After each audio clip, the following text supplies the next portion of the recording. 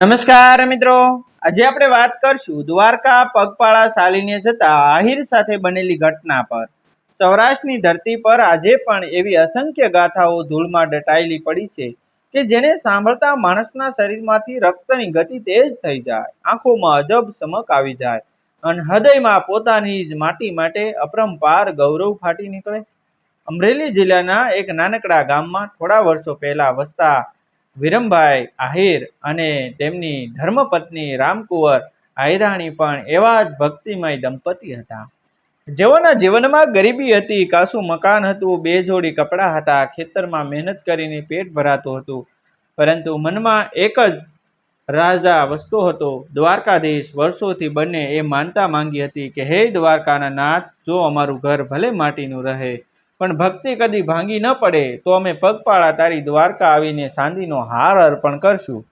અને ગરીબીના ઘાવ ખાઈ ખાઈને એક એક રૂપિયો બચાવીને રામકુંવરે પોતાના કાનના ટોપસા વેચી નાખ્યા। વિરમભાઈએ બે બકરા સસ્તામાં હાંકી દીધા, પછી ગામના સોનેર પાસે સોનાનો ચાંદીનો હાર બનાવડાવ્યો। એ હારને તેમણે એક પતરાની નાનકડી પેટીમાં ભગવાનના ચિત્ર સાથે રાખ્યો, જાણે પેટી નહીં પણ પોતાની આત્મા જ તેમાં મૂકી હોય। એમાં ગામના વૃદ્ધોએ સમજાવ્યું કે રાતના રસ્તા ભયંકર છે, વચ્ચે જૂના પંથ છે, ચોર લૂંટારું ફરે છે, પરંતુ ભક્તિ જ્યારે કાળજામાં ધગધગતી દીવાદાંડી બની જાય ત્યારે ભયની છાયાઓ માણસને રોકી શકતી નથી।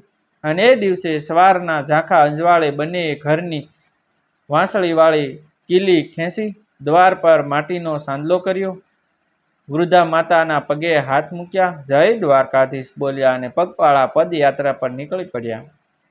રસ્તો લાંબો હતો, પગમાં સંપલ ઘસાઈ રહી હતી, બપોરે તપતા કંકર પગ તળિયા સળગાવી નાખતા હતા, છતાં રામકુંવરનું મન એવું પ્રફુલ્લિત હતું જાણે તે દરેક પગલે સીધું ભગવાનની ઓટમાં જઈ રહી હોય। અને જ્યારે વિરમભાઈ થાકી જતા ત્યારે પતરાની પેટી પોતે ઉચકી લેતી, ત્યારે વિરમભાઈ અને હૃદય પાસે સાંપીને ચાલતા બંને માટે એ માત્ર ચાંદીનો હાર નહોતો, તો એ હતો પોતાની માનતા, પોતાના ગૌરવ, પોતાના ભગવાનને આપેલી વચનબદ્ધતા હતી। દિવસ ઢળ્યો, સાંજના રંગો કાળા પડવા લાગ્યા, પક્ષીઓ પણ માળા શોધી ગયા, રસ્તો હવે સુમસામ બનતો ગયો, દૂર દૂર સુધી કોઈ માનવી દેખાતો ન હતો, ફક્ત પવન સૂકા ઝાડોમાંથી પસાર થતો ત્યારે એવો અવાજ થતો જાણે કોઈ અજાણી આત્માઓ ફૂસફૂસતી હોય। વિરમભાઈએ ધીમેથી કહ્યું કે રામા, આજની રાત આ જ જંગલિયા પંથ પર કાઢવી પડશે, ગામ હજી ઘણું દૂર છે।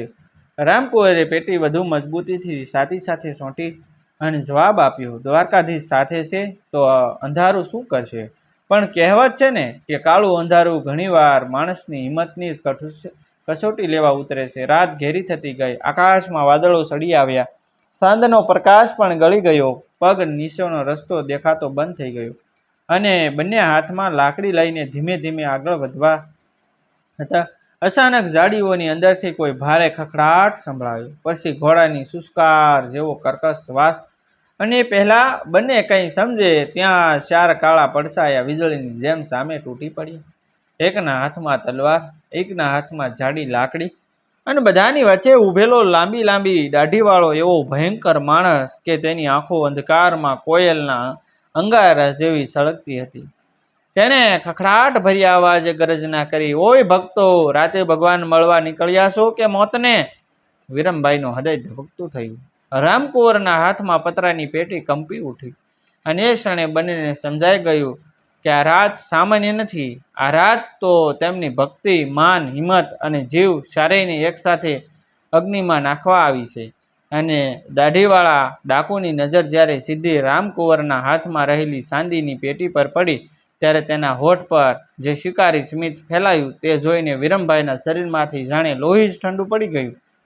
અંધકારના એ કાળમુખા વચ્ચે ઊભેલા દાઢીવાળા ડાકુએ રામકુંવરના હાથમાં રહેલી પતરાની પેટી તરફ એવી લાલચથી જોયું જાણે વર્ષોથી ભૂખ્યો વાઘ અચાનક શિકાર સામે જોઈ બેઠો હોય, અને પળવારમાં તેની કર્કશ શીશ ગુંજી ઉઠી, એ શું છે રે? સોના ચાંદી છુપાવીને ભગવાનના નામે ફરતા છે? વિરમભાઈ કાંપતા ગળે બોલ્યા, ભાઈ, એ લૂંટવાનો માલ નથી, એ તો દ્વારકાધીશને અર્પણ કરવાનો હાર છે, અમારી માનતા છે, દયા કરો। પરંતુ દયા તો દાનવના હૃદયમાં ક્યાંથી જન્મે? દાઢીવાળાએ એટલો ભયંકર ઠાંકો માર્યો કે ઝાડના સૂકા પાંદડા ધ્રુજી ઉઠ્યા. હા હા હા, ભગવાનને હાર, પહેલા અમને સડાવો, પછી તમારો ભગવાન બસાવે તો જોઈશું. અને એટલું કહી તેણે પોતાના સાથીઓને ઈશારો કર્યો. બે લૂંટારો વિરમભાઈ પર ગીધની જેમ તૂટી પડ્યા. એકે પેટમાં ઘૂંસો મારી તેમને વાંકા કરી દીધા, બીજાએ પાછળથી હાથ મરડ્યા. વિરમભાઈએ છૂટવા જહેમત કરી, પણ ભૂખ્યા જાનવરો સામે એકલો માણસ કેટલો લડે? તેમની પાઘડી ધૂળમાં પડી ગઈ, મોઢામાંથી કરુણ શીશ નીકળી. રામા, પેટી બસાવ. અને આ અવાજ સાંભળતા જ રામકુંવર જાણે કાંપતી સકલીની જેમ પેટીને છાતી સાથે ચોંટી ગઈ. પણ ડાકુઓની હિંસાને તો આ જોઈતું હતું. તેમણે વિરમભાઈને ખેંચીને બાજુના જાડા બાવળના ઝાડ પાસે લઈ ગયા. કાસા દોરડાથી બંને હાથ પાછળ વાળી દીધા અને બાંધી દીધા. પગ પણ ઝાડ સાથે ચોંટાડી દીધા અને મોઢામાંથી ગંદુ ફાટેલું કપડું ઠાંસી દીધું. વિરમભાઈની આંખો લોહી ભીની થઈ ગઈ. પત્ની સામે ઊભી છે, જોખમ સામે છે. પોતે એક સૂકી ડાળ જેવી લાસાર રીતે બંધાયેલો માણસ માટે આથી મોટું અપમાન બીજું શું હોય કે પોતાની જ પત્નીનો આબરૂ સંગ્રામ જોઈ રહ્યો હોય અને હાથનો એક આંગળીઓ પણ હલાવી ન શકે. દાઢીવાળો ડાકુ ધીમે ધીમે રામકુંવર તરફ વધ્યો. તેની લાંબી દાઢીમાં પવન સરસરતો હતો, આંખોમાં હેવાનિયત નાચતી હતી, હોઠ પર ગંદુ સ્મિત ચોંટેલું હતું. તેણે રામકુંવરના હાથમાંથી પેટી જૂટવવા હાથ લંબાવ્યો તો રામકુંવરે કાંપતા છતાં દૃઢ અવાજે કહ્યું કે આ ભગવાનની વસ્તુ છે, જીવ લઈ લો, પણ આ નહીં આપું. આ સાંભળીને બધા ડાકુઓ એક સાથે ખખડાટ હસ્યા, જાણે ભક્તિ તેમની માટે મજાક હોય. દાઢીવાળાએ અચાનક રામકુંવરના ખંભા પર જોરથી ધક્કો માર્યો. તે જમીન પર ઘૂંટણીએ પડી ગઈ. છતાં પેટી છાતી સાથે ચાંપેલી. ડાકુએ ગુચ્છે તલવારનો મોઢું જમીનમાં ગોઠવી ગર્જના કરી, અરે ઓ આયરાણી, તારો ભગવાન આ કાળા જંગલમાં ઉતરી આવશે? બોલાવ એને, બોલાવ, કે પછી આ પેટી પણ જશે અને તારો ગર્વ પણ. એ શબ્દમાં જે અપમાન હતું એ સાંભળીને વિરમભાઈ ઝાડ સાથે અથડાઈ છૂટવાનો નિષ્ફળ પ્રયાસ કરતા હતા. આંખોમાંથી આંસુ વહી રહ્યા હતા, પણ મોઢામાં ઠાંસેલા કપડાથી ફક્ત ઘૂંટાયેલો કરુણ કરકસતો અવાજ નીકળતો. દાઢીવાળાએ ત્યાં અટક્યો નહીં. તેણે રામકુંવરના હાથમાંથી ભગવાનનું ચિત્ર ખેંચી જમીન પર ફેંકી દીધું અને પોતાના મેલિયા જૂતાથી એને દબાવતા કહ્યું કે આ રહ્યો તારો દ્વારકાધીશ, હવે કહેજે કે આવીને બચાવે. બસ એ દ્રશ્ય રાતનું અંધારું પણ શરમાઈ ગયું. એક બાજુ પતિ ઝાડે બાંધેલો, આંખોમાં લોહી, અપમાનની જ્વાળા, બીજુ બાજુ ભક્તિનો ફોટો પગ નીચે કસડાતો, અને વચ્ચે રામકુંવર, ગરીબ, થાકી ગયેલી નિર્ભર સ્ત્રી. પરંતુ એ ક્ષણે તેના ચહેરા પર ભય કરતા વધારે કંઈક બીજું જન્મવા લાગ્યું. દાઢીવાળાએ ફરી ઝૂકી પતરાની પેટી ઝૂંટવી લીધી. પેટીને હવામાં ઉછાળી બોલ્યો, આ ચાંદી હવે અમારી, તમારો ભગવાન કાલે ભીખ માંગે. અને ચારેય ડાકુઓના હાસ્યથી આખું જંગલ ધ્રુજી ઉઠ્યો. પણ તેઓ જાણતા નહોતા કે જેમણે એક ભક્ત સ્ત્રીના ભગવાનને પગ નીચે દબાવ્યો છે, જેમણે તેના પતિને અપમાનના થાંભલા સાથે બાંધી દીધો છે, જેમણે તેની આત્માને ઘાયલ કરી છે, તેમણે હવે કોઈ સામાન્ય સ્ત્રીને નહીં, પરંતુ અંદર સૂતેલી રણચંડીને જગાડી દીધી છે. કારણ કે એ જ ક્ષણે રામકુંવરે ધીમે ધીમે માથું ઊંચું કર્યું. તેની આંખોમાંથી આંસુ ગાયબ હતા. ત્યાં હવે કંઈક એવું ધબકતું હતું કે દાઢીવાળો ડાકુ પણ એક પળ માટે ગભરાઈને પાછળ ખસી ગયો. રામકુંવરે જ્યારે માથું ઊંચું કર્યું ત્યારે એ હવે થાકી ગયેલી પદયાત્રી સ્ત્રી નહોતી. એ હવે પતિની લાચાર આંખો, ભગવાનના અપમાનિત ચિત્ર અને પોતાની ભક્તિ પર પડેલા આઘાતમાંથી જન્મેલી અગ્નિ શિખા હતી. તેના કપાળ પર પડેલી ધૂળ જાણે યુદ્ધનો સાંદલો બની ગઈ હતી. વાળ છૂટી ગયા હતા અને આંખોમાં એવો ભભૂકતો તાવ હતો કે રાતનો અંધકાર પણ એક પળ માટે ધ્રુજી ઉઠે. દાઢીવાળો ડાકુ હજી પેટી હાથમાં લઈને હસતો હતો. શું થયું રે, શું થયું? હવે રડ, તારો ભગવાન ગયો. પણ વાક્ય પૂરું થાય એ પહેલા જ રામકુંવરે જમીન પર પડેલી જાડી સૂકી લાકડી વીજળીની ઝડપે હાથમાં ઉપાડી અને કોઈ ચેતવણી વિના એટલો પ્રચંડ પ્રહાર તેના કાંડા પર ઝીક્યો કે પેટી હવામાં ઉછળી ગઈ. દાઢીવાળાના હાથમાં કર્કશ શીશ નીકળી હત્યા અને તેના આંગળા ઢીલા પડી ગયા. ચારેય ડાકોને કદાચ કલ્પના પણ નહોતી કે ઘૂંટણીએ પડેલી સ્ત્રી આ રીતે વાવાઝોડા જેવી ઊભી થશે. રામકુંવર ગરજી ઉઠી, મારા દ્વારકાધીશને પગ નીચે દબાવનાર હરામખોરો, આહિરાણી જીવતી હોય ત્યાં સુધી આ પેટી પર તમારો હાથ નહીં પડે. અવાજમાં એવું કંપન હતું કે ઝાડ પર બેઠેલા પંખીઓ ફફડી ઉઠ્યા. એક લૂંટારો પાછળથી તેની તરફ ઝૂક્યો, પરંતુ રામકુંવરે વળીને લાકડી સીધી તેના ઘૂંટણમાં મારી. હાડકું ખખડ્યું અને તે ધૂળમાં પટકાયો. બીજો તલવાર લઈને દોડ્યો તો રામકુંવરે ભાઈને ગળું દબાવી નાખ્યું. હાથથી તલવારનો વારો અટકાવતા હથેળી ચીરી ગઈ. લોહી સલકાયું, પણ તેણે એ જ લોહિયાળ હાથે ડાકુની દાઢી પકડીને એવો ઝાટકો માર્યો કે માણસ ગભરાઈ ગયો. વીરમભાઈ ઝાડ સાથે બંધાયેલા આ બધું જોઈ રહ્યા હતા. તેમની આંખોમાં હવે આંસુ નહોતા. ત્યાં આશ્ચર્ય, ગૌરવ અને તીવ્ર પીડા ભળીને જાણે અગ્નિ બની ગયા હતા. તેઓ મોઢામાંથી ઢાંસેલા કપડાં છતાં ગળામાંથી તૂટેલો અવાજ કાઢી રહ્યા હતા, કારણ કે તેમની સામે તેમની જ પત્ની હવે એકલી 4 જાનવરો સામે લડી રહી હતી. દાઢીવાળો ડાકુ ગુસ્સાથી પાગલ થઈ ગયો. તેણે કમરમાંથી છરી ખેંચી અને શીશ પાડી, મારી નાખો આને. પરંતુ રામકુંવર એ ક્ષણે જાણે મૃત્યુથી પણ ઉપર ઊભી હતી. તેણે પેલા ધૂળમાં પડેલી પતરાઈની પેટી વીજળીની જેમ ઉઠાવી, પોતાની પાછળ સરકાવી, પછી લાકડીને બંને હાથથી પકડી ગોળ ફેરવી એવી તાકાતથી કે દાઢીવાળાના ચહેરા પર ઝાટકો માર્યો કે તેની લાંબી દાઢી લોહીથી ભીની થઈ ગઈ. માણસ લથડી ગયો. બાકી 2 સાથીઓ એક પળ માટે હિંમત હારી ગયા. રામકુંવરના હોઠમાંથી હવે પ્રાર્થના નહીં, ગરજના નીકળતી હતી. જય દ્વારકાધીશ, જય ગોપાલ. આવો જો મારા નાથ, આજ મારી લાજ તમારી છે. અને અજબ વાત એ હતી કે જે સ્ત્રી થોડા ક્ષણ પહેલાં કંપી રહી હતી તે હવે દરેક ઘા સાથે વધુ ભયંકર બનતી જતી હતી. એક ડાકુએ પાછળથી તેની સુંદડી ખેંચી તેને ઢાળી દેવાનો પ્રયાસ કર્યો. એ ક્ષણે થયેલું અપમાન તો આગમાં ઘી સમાન બન્યું. રામકુંવરે વળીને તેની ગળસી પકડી માથું બાવળના થડ સાથે અથડાવ્યું અને એવો રોષભર્યો ધક્કો માર્યો કે માણસ બેહોશ થઈ ઢળી પડ્યો. દાઢીવાળો હવે ખરેખર ગભરાઈ ગયો હતો, કારણ કે તેની સામે કોઈ સામાન્ય ગામડી સ્ત્રી નહોતી. એ તો પોતાના પતિના અપમાન, ભગવાનના અપમાન અને ભક્તિના અપમાનનો હિસાબ એક ઘાથી વસૂલતી ચામુંડા હતી. તેણે છરી લઈને સીધો રામકુંવરના પેટ તરફ ઝપાટો માર્યો.